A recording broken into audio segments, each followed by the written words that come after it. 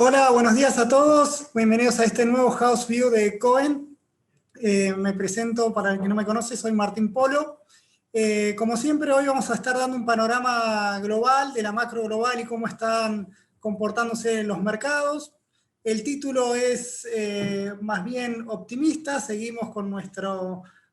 view que tuvimos allá por noviembre, en el cual vimos conveniente hacer un rebalanceo de carteras y lo que comentamos el mes pasado cuando empezábamos a marcar el camino de lo que podríamos esperar para este 2021. Así que sin otro preámbulo vamos a arrancar, así que voy a tratar de ser lo más breve y conciso posible. Cualquier duda que ustedes tengan o nos le escriben por el propio chat o si no nos mandan cualquier inquietud que tengan y las estaremos respondiendo. Ahora esperen que voy a poner la presentación, no sé si ahí se ve bien. Entonces, arrancando esta presentación, como les dije, vamos a estar viendo este mercado que está en modo risk-on. Todos vemos que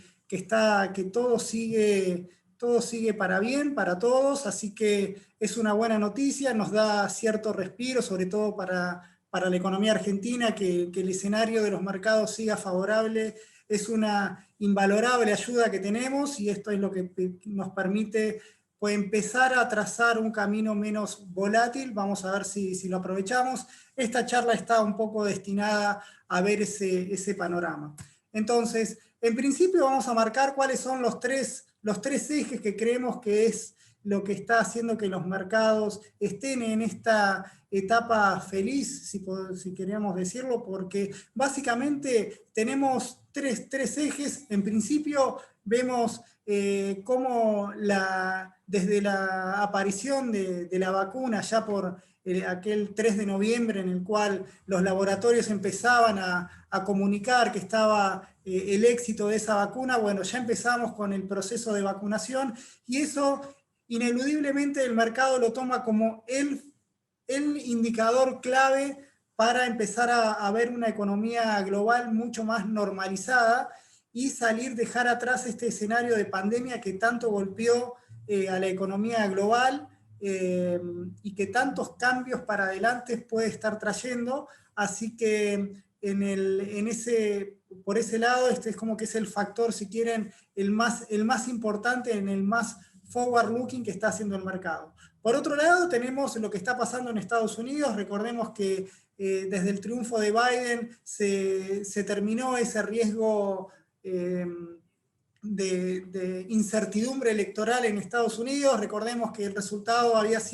fue bastante favorable en el sentido de que no había ni vencedores ni vencidos, más allá de la impronta del presidente Trump. Esto era una buena noticia dado el equilibrio que había entre las fuerzas. Quizás también se bajó un poco los ánimos más allá de los inconvenientes o por lo menos las trifulcas que tuvimos en el Capitolio. No es un escenario de guerra civil que de hecho se empezaba a hablar, o por lo menos de tensión social en ascenso.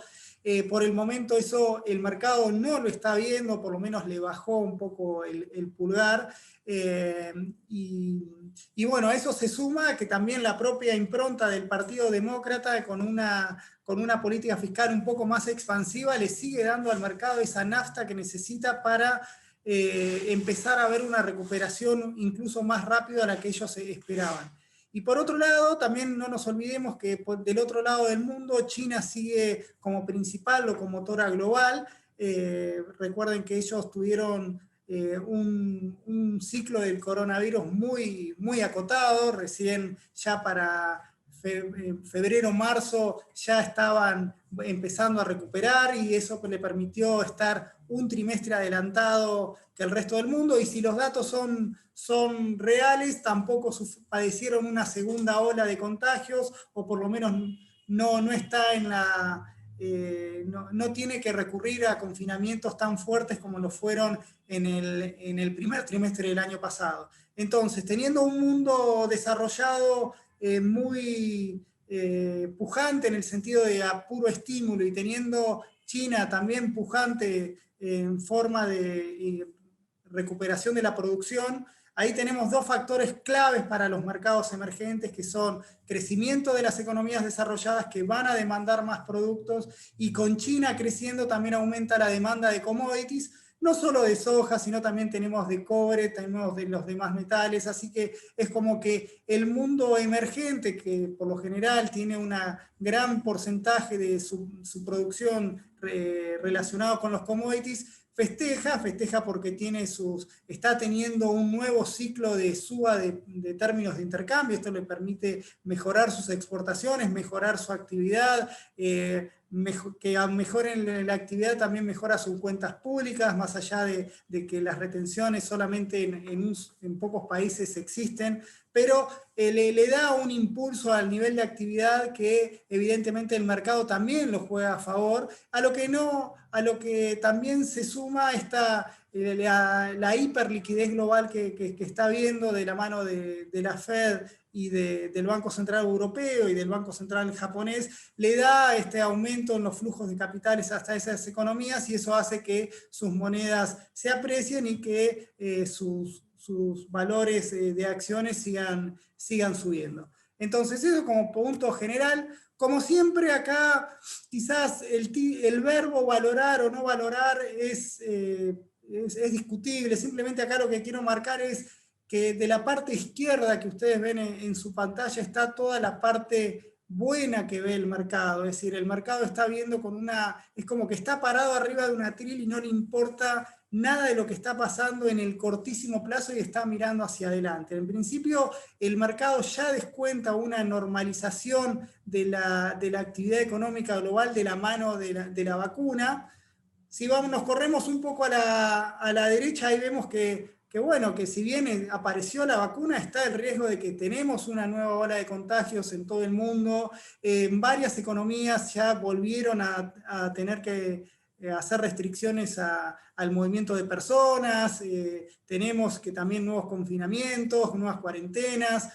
También más muertes, o sea y el proceso de vacunación, si bien ya arrancó, bueno, no está claro cuándo va a terminar y cuándo la sociedad global va a haber alcanzado esa inmunidad de rebaño. Así que por el momento estamos un wait and see, el mercado a ese riesgo lo sigue poniendo un poco más abajo y valoran más el futuro de lo que es el presente. Por otro lado, tiene esa perspectiva de una economía global recuperándose rápidamente. Recuerden que la piña para el nivel de actividad fue entre marzo y mayo del año pasado, sobre todo. Recordemos que ahí la economía global tuvo la mayor caída de su historia, pero también en el tercer trimestre vimos un rebote natural de la economía global, y un cuarto trimestre que, si bien los datos vienen bien, hay algunas señales de alerta, no sé si de alerta, pero sí de preocupación, que eso haría. Por eso, si nos vamos de la recuperación global a la parte derecha de su pantalla, van a ver la desaceleración reciente, que ahí vamos a mostrar algunos indicadores claves como para decir, bueno, cuidado que no está todo tan definido de ese lado. Simplemente es como para marcar el mapa de riesgos. También los mercados festejan cada vez que las autoridades, sobre todo de Estados Unidos y en Europa y Japón, anuncian nuevas medidas de estímulo fiscal. Es como que acá es un siga, si falta plata la ponemos. Y obviamente acá no se está viendo el riesgo del aumento del déficit fiscal y de endeudamiento que están teniendo todas las economías del mundo, que se están amparando en esa hiperliquidez global con tasas de interés muy bajas. Entonces, en tanto y en cuanto no existan esos riesgos inflacionarios, que el mercado no los ve, más allá de algunas señales que tuvo la tasa de los bonos a 10 años, seguimos viendo una inflación muy baja, sobre todo considerando el tsunami monetario que tuvo la economía global. Entonces, mientras la inflación no sea una preocupación, las tasas de interés van a seguir estando prácticamente en cero o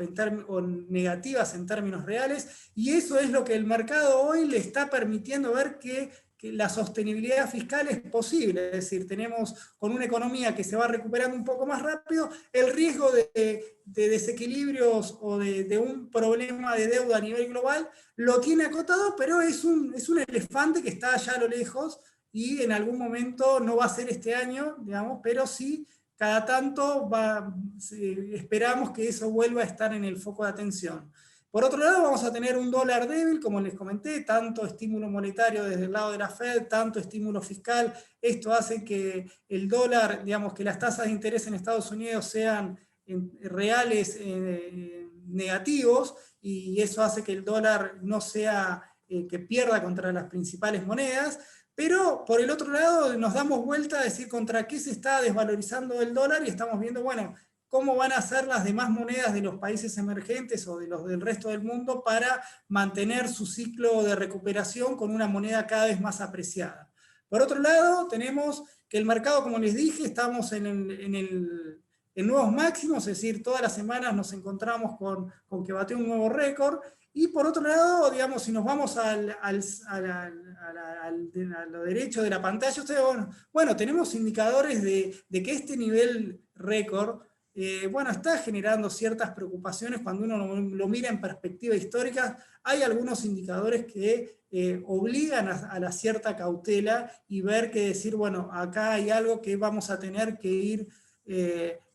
monitoreando día a día, básicamente porque cuando ponemos en la coctelera todas las buenas noticias, alguna noticia que viene del lado desde el punto de vista no tan buena como se esperaba, el mercado ahí puede aprovechar a hacer cierta corrección. Por otro lado, y finalmente, es la locomotora china. Tenemos que China, la verdad, está teniendo unos indicadores de producción de bienes y servicios muy fuertes. Esto está aumentando sus exportaciones, está aumentando sus importaciones al mismo tiempo, y esto no vino solamente porque China haya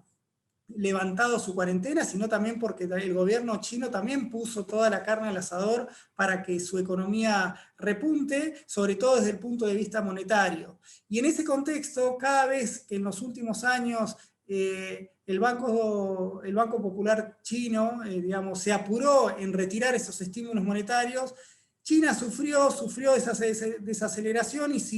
y si sufre China, sufren los emergentes, y eso es ese riesgo que hoy el mercado no está ponderando, básicamente porque cree que China en la tercera es la vencida, es decir, sería la tercera vez que el Banco Central de China se equivoca, y confía en que haya aprendido y que no retire los estímulos antes de tiempo. Entonces, eso como mapa de pro y contra de lo que tenemos hoy. Obviamente, cuando entramos al contexto global, bueno, a mí ahí jugamos un poco con las imágenes, pero para que un poco quede claro, por un lado tenemos esta enorme inyección de dólares que está tirando, llueven dólares en el mundo. La vacuna ya es un hecho, ya no estamos viendo si las pruebas son exitosas o no, sino que ya la población se está vacunando. Tenemos al líder de China festejando cómo su economía está siendo la locomotora del mundo y también en cierta manera juega su rol en el mapa geopolítico. Y por otro lado, lo más reciente, si quieren, es esta Blue Wave, en el cual un mercado que veía a Biden como una especie de pseudo comunista, ahora parece que Biden es la salvación a todos los mercados, a toda la recuperación, básicamente porque lo primero que dicen, como todo buen político, es aumentar el gasto, darle más plata a las familias y que eso recupere el consumo, que es básicamente lo que a todo presidente o gobernador es lo que básicamente le encanta, ¿no? Entonces, yendo un poco a ir desasnando un poco los números, como nos gusta hacer, es ver un poco la parte del vaso medio vacío, ¿no? El vaso medio vacío, vemos acá algunos indicadores, nos vamos a concentrar un poco en Estados Unidos. Fíjense esta nueva ola de contagios, que ustedes los ven ahí a la parte izquierda de su pantalla. Fíjense cómo aumentaron los casos y también aumentaron las muertes en esta segunda o casi tercera ola de contagios, a pesar de que esté la vacuna. El mercado no pasa, parece que eso no no lo está ponderando, como le dije anteriormente, y por otro lado empezamos a ver cómo ese aumento en los contagios y estas limitaciones que está habiendo sobre ciertas actividades, al mismo tiempo en la confianza de los consumidores a la hora de comprar servicios o gastar su dinero, bueno, estamos teniendo indicadores que en diciembre marcan ciertas luces amarillas en cuanto a esa recuperación vigorosa que espera el mercado. No digo que no vaya a ocurrir, pero sí prestarle atención porque quizás después prestémosle atención. El indicador clave que yo veo acá, digamos, son dos, es el empleo y las ventas minoristas. Fíjense el empleo, como, bueno, ahí está cortado desde mayo, esos fuerte incremento de 4 millones de personas que tuvo allá por junio en la recuperación del empleo. Obviamente no pierdan de vista que en abril se habían perdido 17 millones de puestos de trabajo y obviamente el rebote del nivel de actividad iba acompañado de rebote del empleo. Esto mejoró, o sea que tuvimos un tercer trimestre de rebote, pero ya en el cuarto trimestre, fíjense cómo empieza a aflojar de 925.000 en octubre a 417.000 puestos de trabajo creados en noviembre, y cómo diciembre ya mostró una caída de casi 100.000 puestos de trabajo. Si lo vemos un poquito más detallado, vemos, bueno, cuidado que esa caída en el empleo se da en servicios, que cayó 180.000 puestos de trabajo. O sea, es una señal importante que marca que la crisis del coronavirus, o por lo menos las restricciones que generaba el coronavirus, se trasladan al nivel de actividad. El dato que salió ayer de empleo de Estados Unidos en las peticiones iniciales de desempleo también fue malo, lo cual también empieza a notarse que en enero la creación de empleos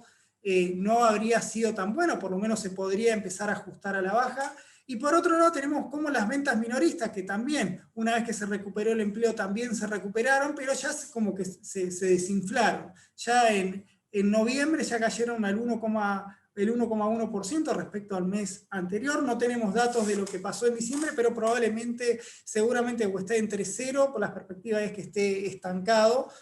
Así que ahí el mercado ahí puede hacer la lectura, bueno, se detuvo la caída o empezó la recuperación. Yo creo que ahí, con esta dinámica del empleo que estamos teniendo y estas perspectivas que hubo con los nuevos contagios, quizás este dato siga esa liñita a Bordeaux que ustedes ven ahí al estancamiento o a una caída en el margen. Por otro lado, bueno, acá vemos, sí, ya lo bueno, acá este indicador es clave, esto nos pasa a nuestros amigos de Alpine Macro, en el cual vemos cómo este crédito, este indicador del impulso del crédito en China, cómo está siendo la locomotora de su recuperación. Fíjense ahí en la serie cómo en estos picos se condice en los años en los cuales China tuvo una fuerte recuperación del nivel de actividad, y lo que les comentaba anteriormente, fíjense cómo en 2013 al 2015 el Banco Central chino se apuró en ese retiro de estímulos monetarios y la economía lo padeció el mundo también. En el mismo tiempo también, después del 2015,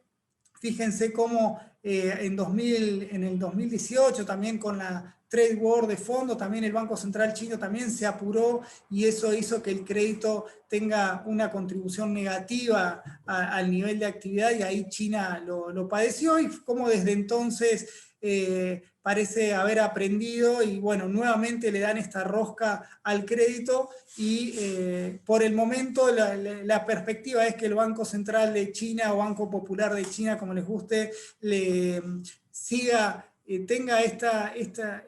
este bicho un poco más controlado, al tiempo que también varios indicadores del sistema financiero en China han mejorado respecto a lo que fueron en esos dos pequeños episodios que les comenté anteriormente, sobre todo lo que tiene que ver con el shadow banking, cómo esas regulaciones están siendo un poquito más prudenciales y obligan a que no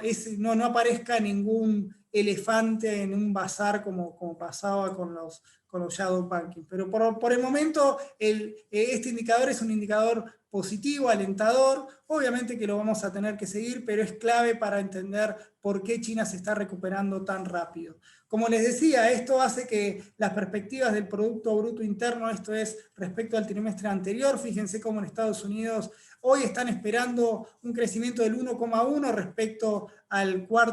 tercer trimestre. Este es sin anualizar como lo hace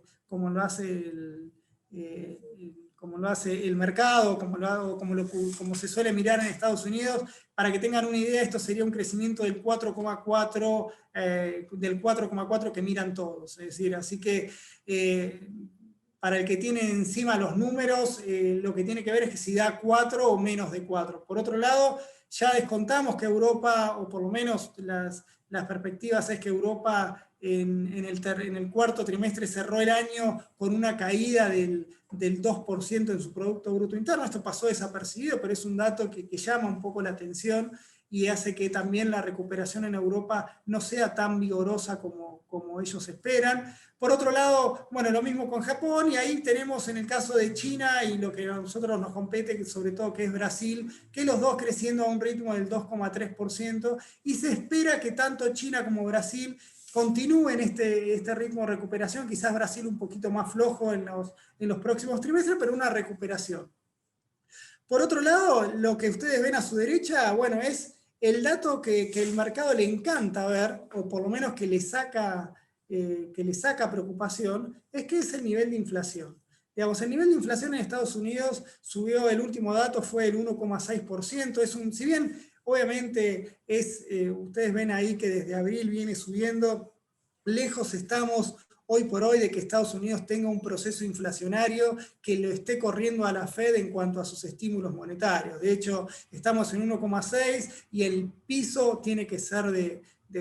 la Fed de un 2%, así que incluso si medimos la core, que es un poco más la inflación tendencial, vemos que en Estados Unidos está, digamos, si bien subió, si quieren, el outlier era tener una inflación cero en abril y mayo. Así que hoy, como si quieren, el proceso de inflación en Estados Unidos o la evolución de los precios, desde mi punto de vista, está en una situación normal, o si quieren, algo bastante con una economía que se va normalizando. La mala noticia, o por lo menos es en cuanto a el banco, lo que está pasando en Europa, en Europa sobre todo, y en Japón, que a pesar de estos fuertes estímulos que están teniendo de manera monetaria, es el sueño del pibe, ¿no? Porque aumentan cada vez más la emisión monetaria y la inflación, y no logran torcerle el brazo a la inflación, que sigue marcando registros negativos, es decir, están en procesos deflacionarios, y eso obviamente es un llamado de atención también para las autoridades europeas, pero el mercado lo que quiere ver es: sacame de encima el problema inflacionario y tráemelo cuando sea un problema. Hoy por hoy no lo están viendo como un problema, por lo menos es nuestra interpretación, y es lo que hace que todos estos nuevos estímulos que ustedes ven en esta página, esta hiperliquidez global, fíjense cómo tiraron toda la carne al asador, digamos, no hay miedo a la hora de hacer nuevos estímulos monetarios, y no hay apuro en retirarlos. Ya vamos a tener varios años con tasas de interés de referencia de los bancos centrales en niveles mínimos, y bancos centrales que la política de estímulo va a seguir, o por lo menos eso es lo que anunciaron, van a seguir interviniendo en los mercados, inyectando liquidez, y por ahora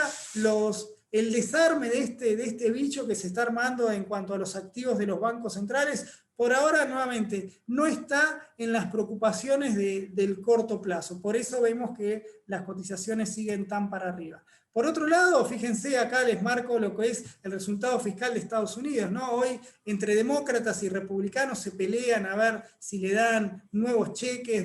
o de 600 o de $2.000, pero en el ADN de todos está, bueno, aumentemos el gasto, hagamos una política fiscal expansiva y recuperemos el nivel de actividad. Fíjense lo que fue el gasto en la era Trump, ¿no? Tenemos ya entre 2015 y 2018 ya se había prácticamente duplicado. Imaginen lo que fue con la suba con la pandemia y ese fuerte estímulo que hicieron allá en abril, reforzado ya hacia final de mandato, y a lo cual parece que el propio Biden está tratando de reforzar ese nuevo paquete de estímulo con más gasto, digamos, y obviamente esto es lo que hace decir, bueno, el tema del resultado fiscal en Estados Unidos va a seguir siendo, si bien no va a ser del 16% del PIB, algo de pudor están encontrando, pero bueno, vamos a seguir teniendo resultados fiscales bastante negativos, hoy por hoy financiados gracias a esta maquinita que puede hacer la Reserva Federal y financiar todo ese desequilibrio. La verdad que cualquier ministro de Economía, con esto hasta yo puedo ser ministro de Economía de Estados Unidos, teniendo o de Hacienda, ¿no? Teniendo corriendo con el caballo del comisario todo el tiempo. Pero bueno, eso es lo que nos toca ver y eso es lo que está pasando. Fíjense, cuando uno lo pone en perspectiva, también vemos cómo el déficit fiscal de Estados Unidos y de todas las economías avanzadas, esto ya lo hemos mostrado, pero cómo va a tener un récord y si hay déficit, hay deuda, la contracara de esa deuda, de ese déficit es el nivel de deuda que ahí vemos, el nivel de deuda más alto desde la salida de la Segunda Guerra Mundial. Recuerden que en aquel entonces esa baja, ese tobogán que ven ustedes en el indicador de deuda sobre PBI, obviamente se dio en un contexto de fuerte rebote del nivel de actividad en Europa y en Estados Unidos, y eso permitió que la economía crezca y vaya bajando esa deuda. Bueno, lo que tiene que encontrar el mercado ahora es una historia para vender que el crecimiento va a ser lo suficientemente alto como para que ese ratio vaya bajando, o bien que las tasas de interés sean cada vez más bajas y le permita, a partir de la mejora de los indicadores fiscales, ir reduciendo cada vez un poquito menos ir logrando esa convergencia fiscal. Así que por ese lado, digamos, sigue estando el problema de fondo, pero como decimos, en el corto, muy en el mediano plazo, hoy por hoy, no lo vemos, no creemos que eso va a ser un problema en el 2021. Digamos, seguimos con nuestro view que teníamos, que les marcamos en noviembre, de este bullish sentiment, en el cual vemos que está bien, que existe el problema, que está bien valorarlo, por eso perdí un poco de tiempo marcándole cuáles son esos riesgos, pero a la hora de ver la evolución que puede tener el mercado, por el momento le estamos dando baja chance de probabilidad, pero bueno, uno no podemos leer el futuro sin tratar de interpretar lo que puede venir. Entonces, desde el punto de vista, como les dije al principio, el core de la cuestión acá en cuanto a la normalización del nivel de actividad y por ende de la actividad económica es, bueno, empezó la vacuna, fíjense cómo Estados Unidos, todos los países empezaron a vacunar, fíjense Estados Unidos cómo está acelerando, seguramente las pendientes de todas estas curvas se vayan empinando, pero bueno, somos muchos en este planeta, vamos a ver cuándo nos vacunamos, no quiero pensar cuándo nos tocará a nosotros, pero bueno, siempre el mercado se basa en ver derivadas, y la derivada esta es que la vacunación está veniendo bastante rápido. Entonces, por eso les digo acá, simplemente para detallar cómo esta suba que vemos en la tasa de los bonos a 10 años no fue causal de interrumpir esta recuperación global, que ahora de recuperación de los mercados, pero sí lo que sí pasó y está pasando, y afortunadamente está pasando para nosotros, es lo que decimos siempre,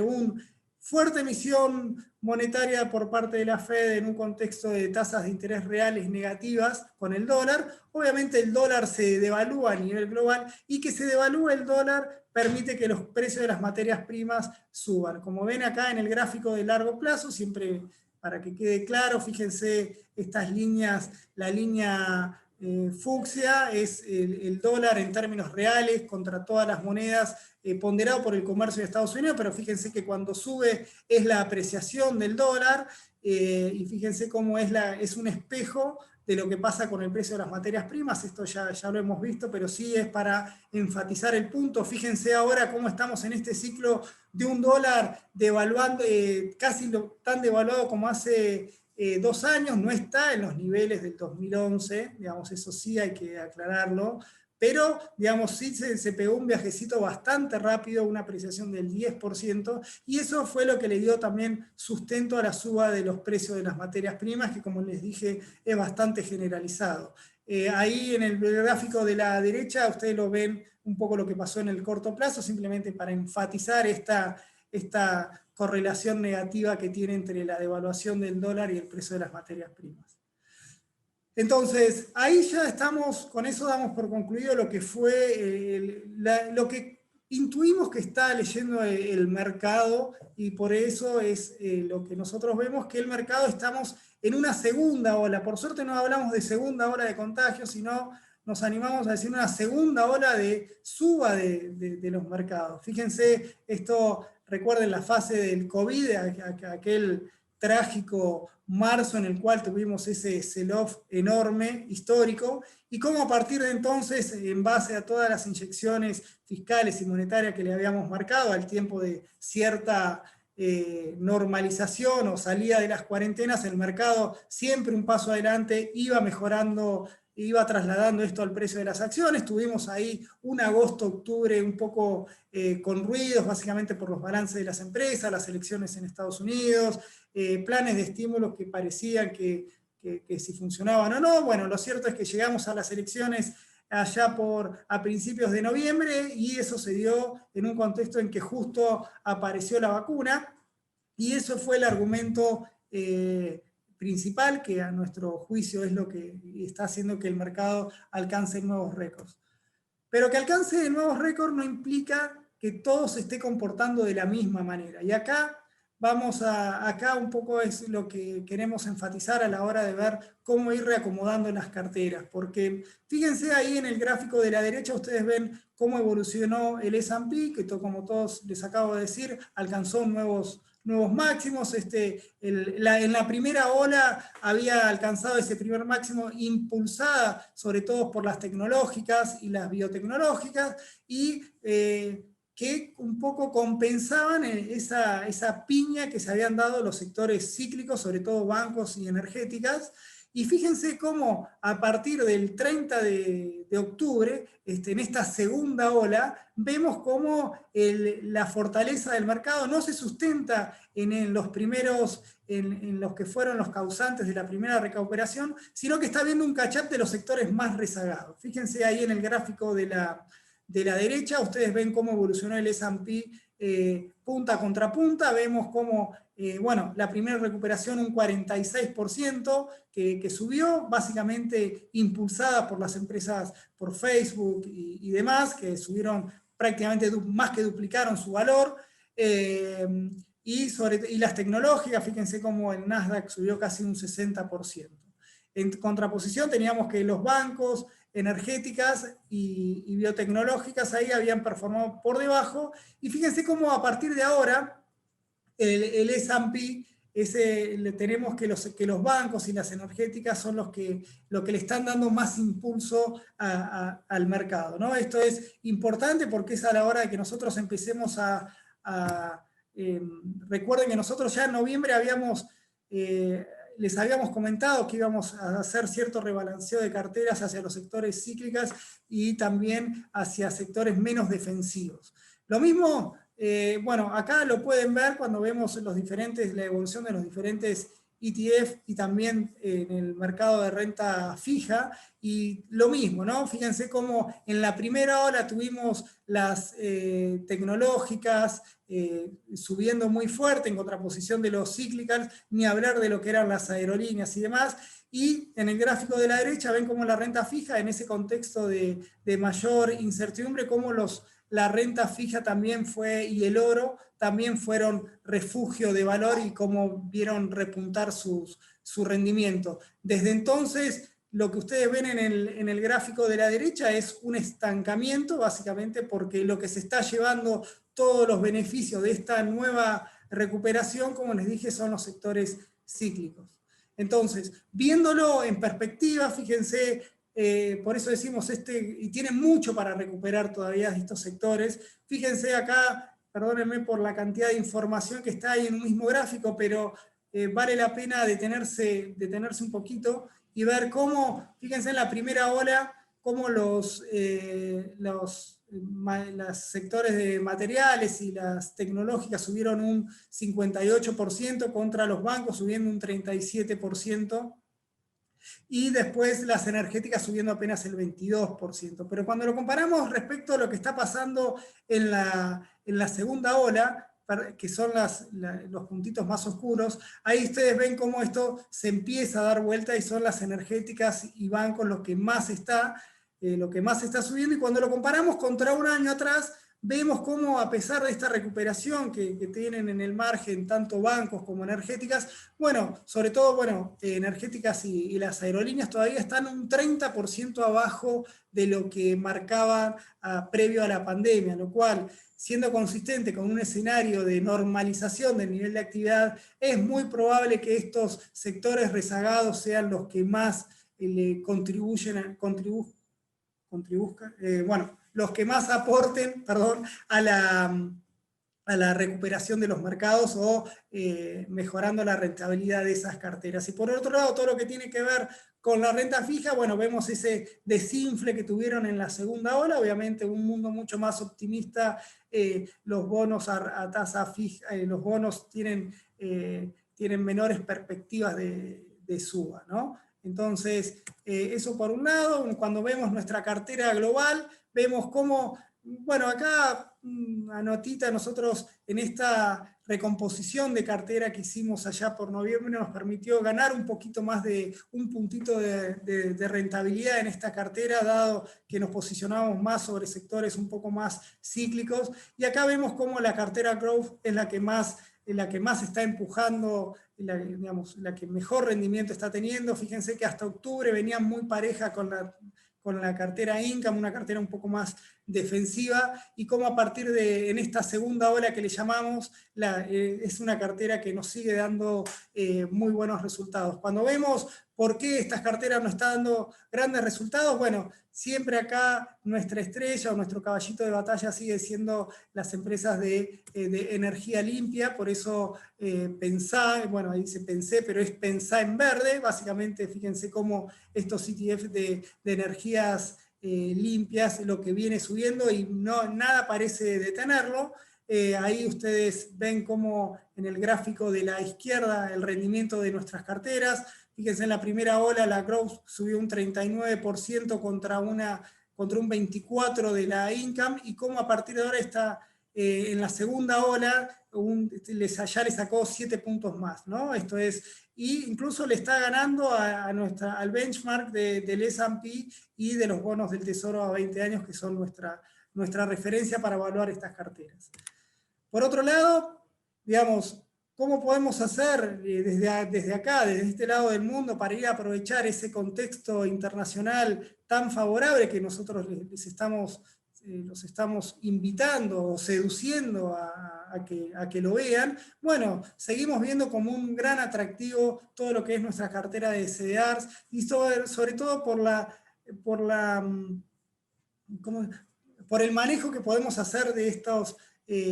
por el abanico de opciones que tenemos para invertir en estos instrumentos. Y obviamente dentro de este universo de CDRs que nosotros tenemos, creemos que habría lo que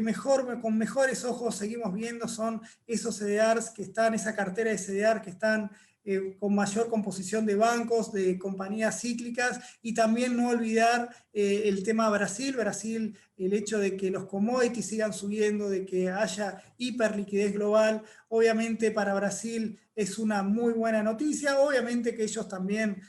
no escapan a la regla de un país latinoamericano con un montón de problemas sociales y políticos, y que le puede generar ruido, pero en tanto y en cuanto el core de este escenario global se mantenga, creemos que la opción Brasil sigue estando al tope de esas recomendaciones, sobre todo para emergentes. Terminamos con lo internacional. Recordemos, vamos siguiendo con este relato, entre comillas, lo resumimos en unos mercados que están altamente optimistas, al cual no le entran las balas en cuanto a los riesgos que puede haber en el mediano plazo, y los mercados están en esta segunda ola de rally que por el momento no vemos que vaya a estar, que se vaya estructuralmente a pinchar, al menos en el corto plazo, o al menos eso, como todos le prendemos una vela a que eso siga ocurriendo. ¿Cómo nos afecta esto?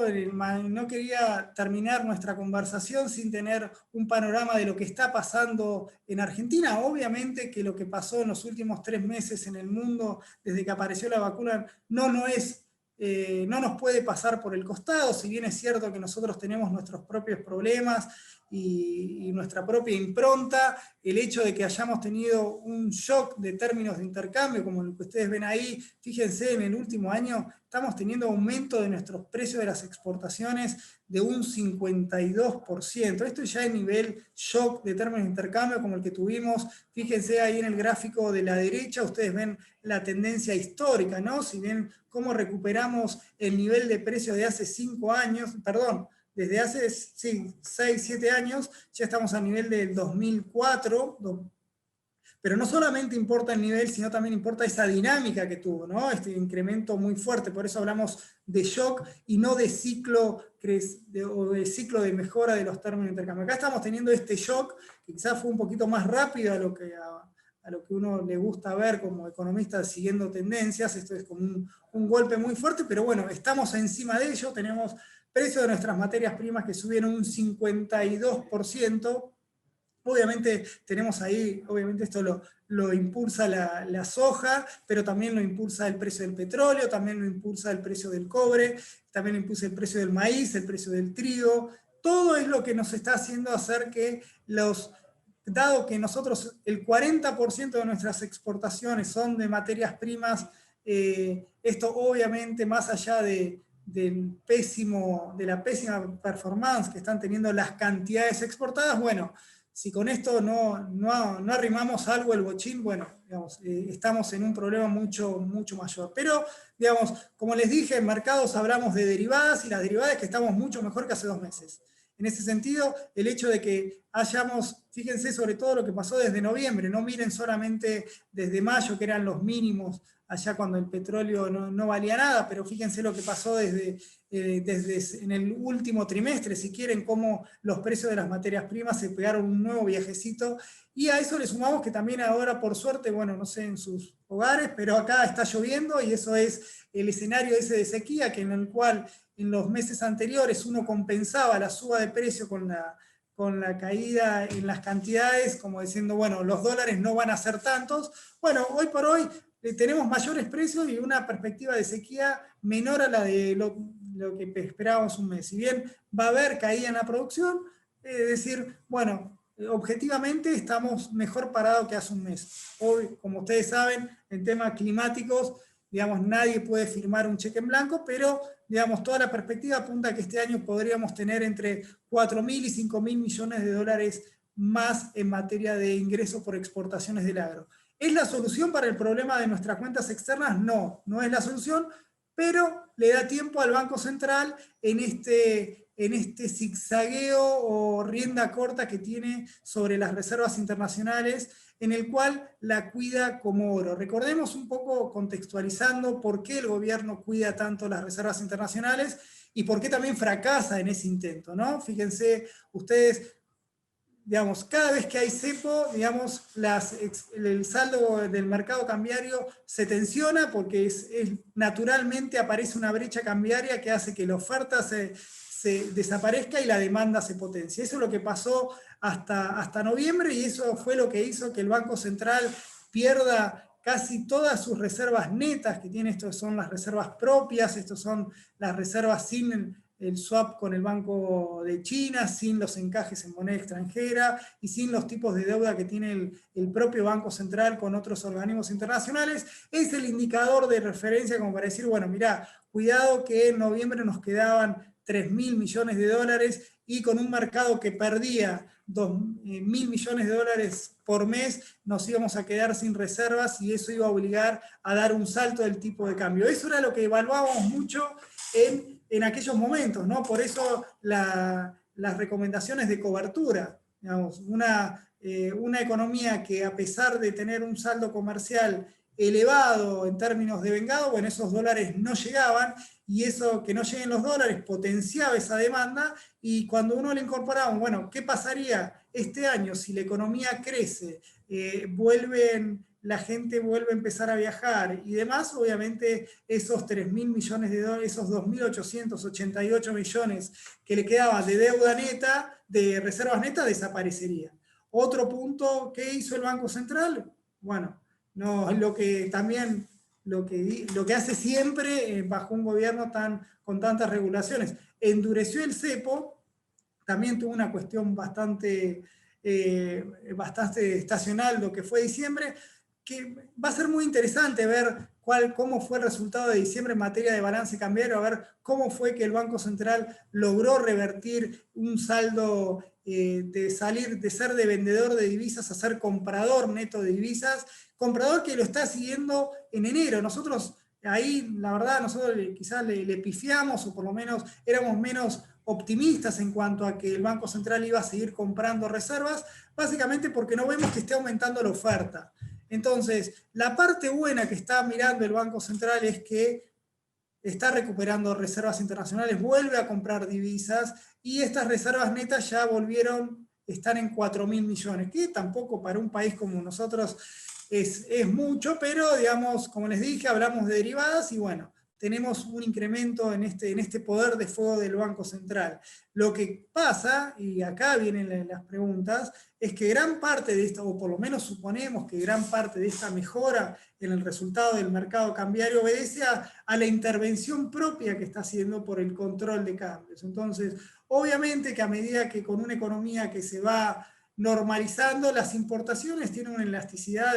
del 3, al menos de 2,5 puntos, 3 puntos en cuanto al PBI. Es decir, si el PBI crece al 4%, las importaciones van a crecer al 15%, pero como para empezar a hablar, salvo que la restrinjan. Y esa restricción de importaciones es lo que nos va a ir presionando sobre los precios. Entonces, obviamente el Banco Central va a tener que hacer este trade-off entre inflación y devaluación todo el tiempo. Obviamente el Banco Central y el gobierno no quiere una devaluación, por eso lo están defendiendo tanto, por eso están vendiendo bonos, por eso están interviniendo en el mercado cambiario, y por eso si tiene que vender algo de dólares, lo va a vender maximizando ese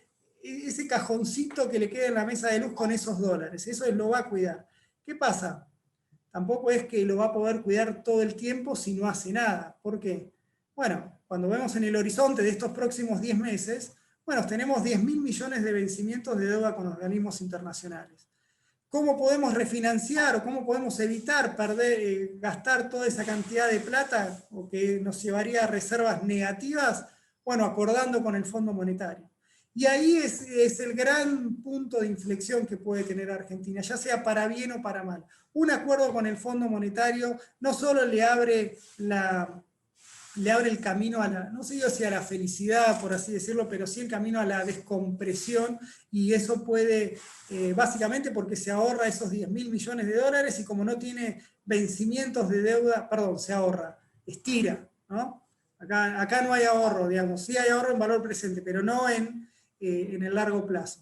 Es decir, simplemente se corre para un par de años más esos vencimientos. Pero bueno, cuando uno mira de acá al 2023, mirado sin riesgo, refinanciado la deuda con organismos internacionales y con un perfil de vencimientos de la deuda en dólares bastante favorable a, digamos, prácticamente muy poco, digamos, es como que decir, bueno, Argentina por los próximos 4 años no debería tener ningún proceso, ningún efecto de default por el lado de esos vencimientos. Es decir, si lo tenemos es porque ya, digamos, sería una mucha mala praxis en materia de política económica, pero bueno, en Argentina no tenemos Maradonas en términos económicos, y eso hace que siempre tengamos que ir administrando fíjense que estar administrando entre 3.000 millones de dólares para un país como Argentina, es como que en perspectiva es triste, pero bueno, es lo que nos toca hacer. Y la buena noticia, si quieren, lo que les quería marcar acá, es que con esta recuperación de un escenario internacional favorable, el Banco Central mejoró su posición de reservas, le quita presión al tipo de cambio, le quita presión a las expectativas de devaluación, pero no todo es un lecho de rosas en Argentina. sobre todo con lo que pasó ayer y lo que viene pasando en los últimos meses, es esta dinámica inflacionaria que estamos teniendo. Digamos, obviamente el gobierno quizás se confió con los efectos de la cuarentena, allá por abril, en el cual tuvimos una inflación casi, parecía que habíamos descubierto la máquina de la felicidad, al haber tenido una inflación en 2 meses de apenas el 1,5%, habiendo emitido lo que habían emitido. Sin embargo, todo llega en la vida, por suerte, digamos, en el sentido de que hace más previsible las cosas, y esta dinámica inflacionaria se fue acelerando en el tercer trimestre y terminó el año con todo. El dato de ayer, la verdad, fue muy malo, fue tan malo como lo esperado, digamos, acá nadie descubre nada. Termina el año con una inflación general del 4%, punto para el INDEC ahí en cuanto a la credibilidad del dato. Cuando uno mira los movimientos, por el momento uno valora que cuando uno esté invirtiendo en estos tipos de instrumentos, por lo menos ese riesgo reputacional del organismo que mide las estadísticas, bueno, hoy por hoy le damos muy bajas chances. Por lo tanto, esto nos libera de culpa a la hora de estimar las recomendaciones para estos tipos de instrumentos, ¿no? Pero,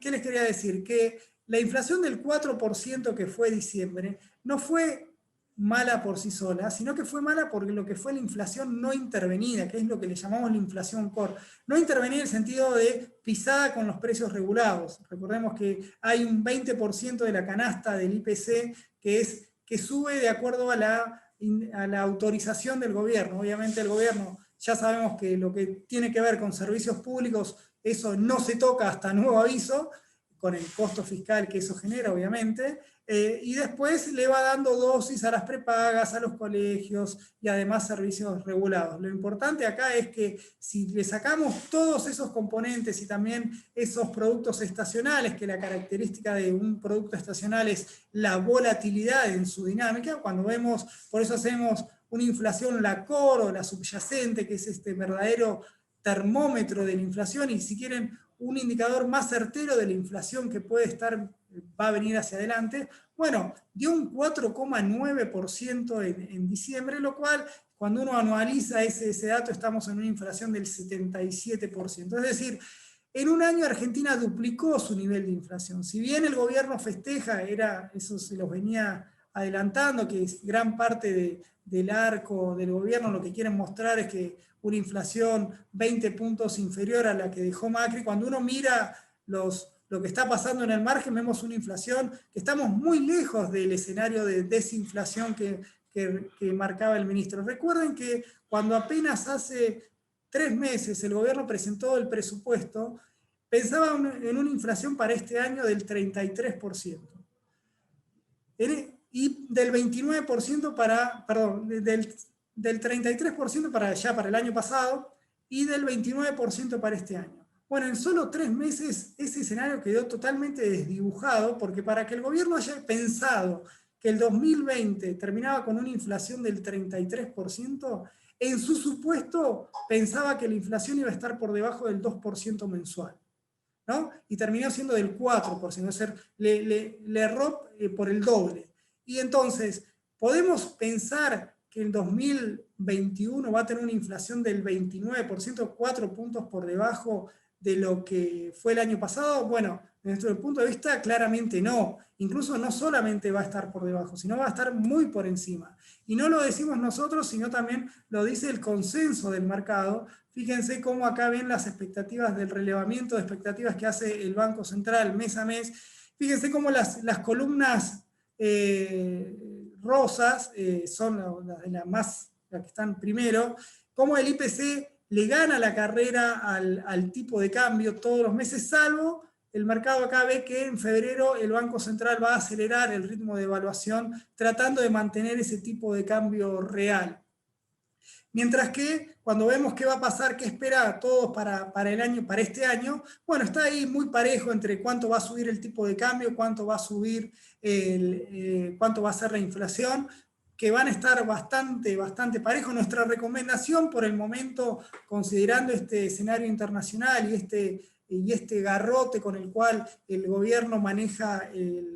el mercado cambiario, creemos que la inflación le va a ganar al tipo de cambio, o somos más optimistas, entre comillas, no más,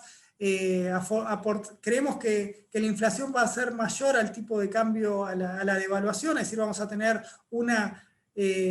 apreciación del tipo de cambio real, pero más allá de este movimiento que pueda tener, que en el cual yo creo que nuestra perspectiva es, no vemos un gobierno tratando de hacer una devaluación del 4% mensual. Yo creo que el gobierno, me da la sensación, si tengo que proyectar,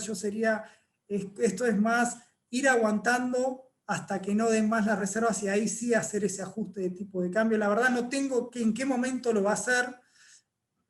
porque ahí va a estar el trade-off en que haga el gobierno entre actividad y tipo de cambio. Obviamente, de hacer que no le falten dólares es hacer que la economía no crezca o crezca menos, y eso obviamente le va a generar, va a tener que elegir. Yo creo que en este escenario, perdonen que vuelva, con esta inflación que nos ubica a la pobreza en torno al 43%, yo creo que el gobierno tiene pánico de generar una devaluación descontrolada, o por lo menos un salto del tipo de cambio. No están dadas las condiciones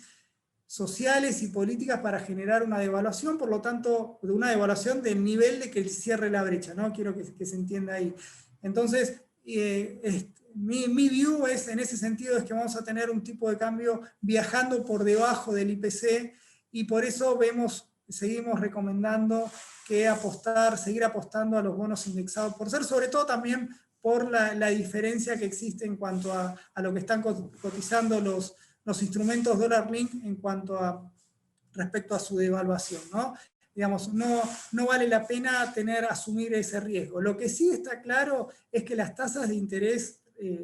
la BADLAR y las tasas de interés de referencia, son los que más van a perder este año. Si bien el año pasado vinieron bastante parejos, si bien estuvieron un poco por debajo, estuvieron bastante parejos. Creo que en 2021 se va a ver el verdadero sesgo de una política monetaria bastante laxa del Banco Central. Veremos si con esta suba de la inflación de ayer se asustaron y eso obligue al Comité de Política Monetaria a subir algo las tasas. Por el momento creemos que las va a subir, pero no lo veo con ese sesgo a lo Sturzenegger o a la idea del Banco Central anterior de pegarle un susto importante a las tasas de interés. Por lo pronto, digamos, sería mucho más cauto con esa suba, esperaría una suba, si quieren, digamos, testigo, no me sale la palabra, pero una suba tan tendiente a mostrar que el Banco Central lo está mirando y está preocupado, mostrar cierta preocupación por el tema, pero no creo que suba la tasa BADLAR a un nivel que haga que uno piense que ese nivel de tasas en pesos le va a ganar a la devaluación o a la inflación. Entonces, ahí ustedes ven cómo el rendimiento, esto que les decía, cómo los bonos Concer fueron la gran apuesta que tuvimos en este último trimestre, fueron lo que mejor rindió. Y por otro lado, obviamente que con este con este Merval que sigue zigzagueando allá por los subsuelos, digamos,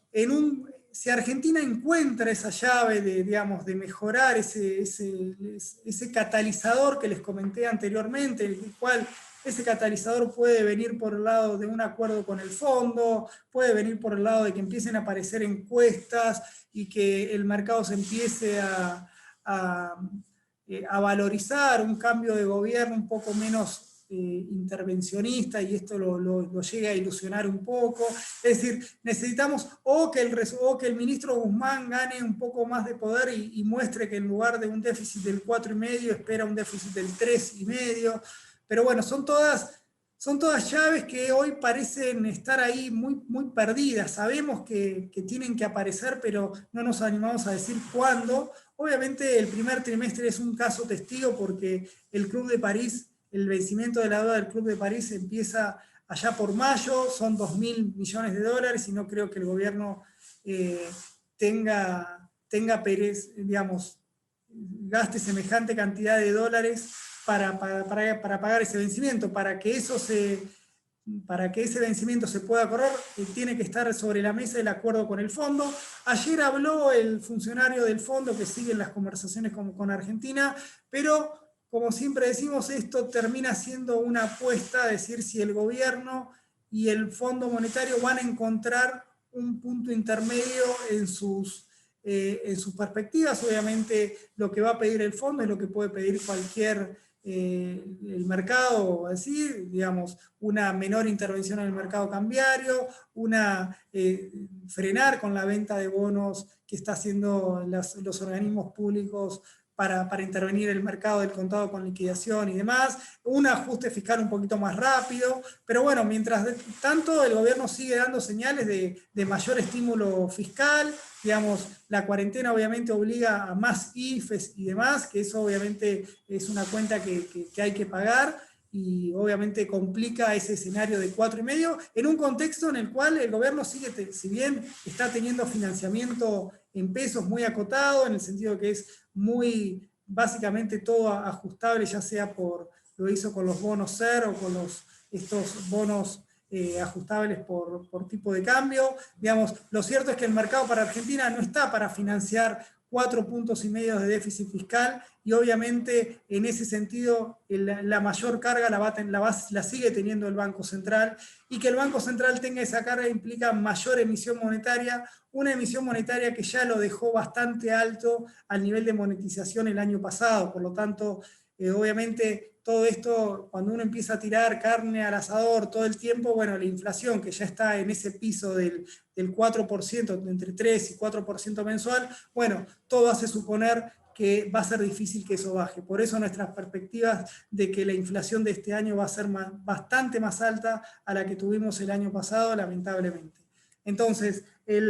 pese a ello, digamos, seguimos el Merval, digamos que es esta... Digamos, cuando uno lo mira en términos históricos, está muy bajo, incluso está muy bajo considerando el riesgo país que tiene Argentina. Cualquier mejora que podamos tener en el margen, algunos de esos catalizadores que vamos a seguir con lupa para ver si Argentina puede aprovechar este contexto de hiperliquidez global y que le pueda dar esa estabilidad a las variables nominales que necesita. Pero bueno, esto es siempre... el Merval hoy en día es atractivo, pero no es para cualquiera, por eso siempre la recomendación, siempre vamos a estar recomendando el Merval, sabiendo para una cartera que busca más el mediano y largo plazo que el corto plazo, que la verdad, como ustedes pueden ver con este gráfico, mucho no lo podemos invitar a posicionarse en este instrumento, pero creemos que tiene un potencial de suba. Para terminar, simplemente un poco nuestras conclusiones. Vemos un mundo que sigue en este rol de fuerte recuperación global, y dejando de lado un poco las amenazas, un poco que las está desoyendo, y eso hace que las cotizaciones en todos los mercados sigan en alza. Obviamente que estamos esperando alguna noticia no esperada que invite a cierta corrección, pero no vemos que eso sea una corrección del ciclo alcista que estamos previendo, al menos por ahora, al menos hasta que la realidad nos vaya demostrando lo contrario. Y finalmente para Argentina, nuestra recomendación sigue siendo, bueno, Argentina es un paciente de riesgo de por sí, como todos los que yo les comenté en esta presentación, apuntan a que si bien la situación mejoró en los últimos 2 meses, está lejos de haberse solucionado, es un paciente que sigue con una tensión cambiaria a flor de piel. Esa tensión cambiaria obedece que la brecha, a pesar de toda esa intervención cambiaria, sigue estando muy alta, y abriendo brecha cambiaria alta, el mercado cambiario por definición va a estar tensionado, y eso obliga a que el Banco Central refuerce el cepo, refuerce esas medidas con tal de cuidar esas reservas sagradas, que es el último eslabón que tiene el gobierno para que la inflación no se le desboque más de la cuenta. Más allá de eso, a pesar de este control que tiene, o si quieren, que haber acomodado el cuerpo en materia de tipo de cambio, vemos con bastante preocupación la aceleración inflacionaria que que estábamos teniendo en los últimos meses y que probablemente tengamos en los próximos 3 meses, con un piso del 3,5, 4 o 5, incluso si hay algunos ajustes de precios regulados que el gobierno habilita. Y obviamente con una puja salarial, digamos que va a empezar a hacer ruido. Vamos a ver ahí cuánto amor hay entre el gobierno y los gremios, con una inflación del 4% mensual, a cuánto apuntan estas paritarias, ¿no? Eso es otro factor que va a haber que seguir.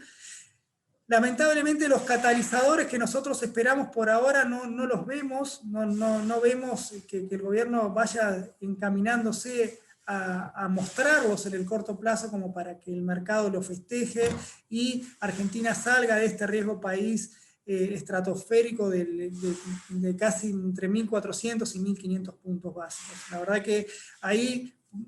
por eso el gobierno tiene la llave. Lo que no estamos seguros, o por lo menos lo que dudamos, es que lo cumplan en el corto plazo, más allá que tenemos una visión constructiva en cuanto a que el gobierno va a tratar de ir catalizando o encontrando esos catalizadores, no para que Argentina sea una fiesta, pero sí para que estos niveles de remate que están teniendo los bonos en dólares puedan mejorar al menos y bajar esa tasa de 17 puntos a algo menos del 14%, como para empezar a hablar. Esa, por el momento, para el que no quiere el riesgo argentino, que por su impronta, bueno, nos lleva a estar en bonos ajustables y bueno, ponerle esa fichita a esos bonos en dólares. Siempre el contexto internacional invita a ser un poco más optimista con los instrumentos que invierten afuera, y por eso vemos que los CDR siguen siendo nuestro caballito de batalla para un poco cubrirse del riesgo cambiario en Argentina y aprovechar este buen clima financiero internacional. Así que, bueno, eso es todo por hoy. Espero que les haya gustado, espero que no se hayan aburrido, espero sus preguntas y nos vemos el próximo mes. Ya esperando que podamos seguir mostrándoles buenas noticias, sobre todo en Argentina, que bastante las necesitamos. Bueno, muchas gracias, hasta la próxima.